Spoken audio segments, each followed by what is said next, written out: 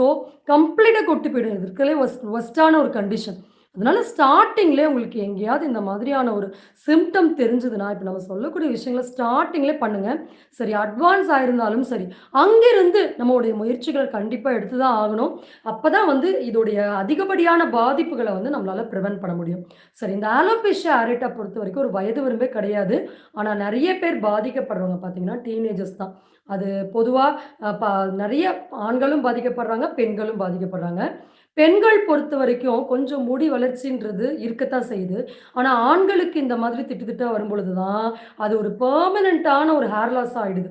So, இப்ப நம்ம சொல்லக்கூடிய ரெமிடீஸ் இந்த 2 பேருக்குமே பொருந்தும். ஜென்ஸும் ஃபாலோ பண்ணலாம், லேடீஸும் ஃபாலோ பண்ணலாம். நிச்சயமா ஒரு நல்ல முன்னேற்றம் கிடைக்கும். அந்த அளவுக்கு நீங்க எந்தெந்த விஷயங்கள நீங்களே அதாவது நம்ம ஏற்கனவே நெறையா ஹேர் ப்ராப்ளம்க்கான வீடியோஸ்ல சொல்லியிருக்கோம்.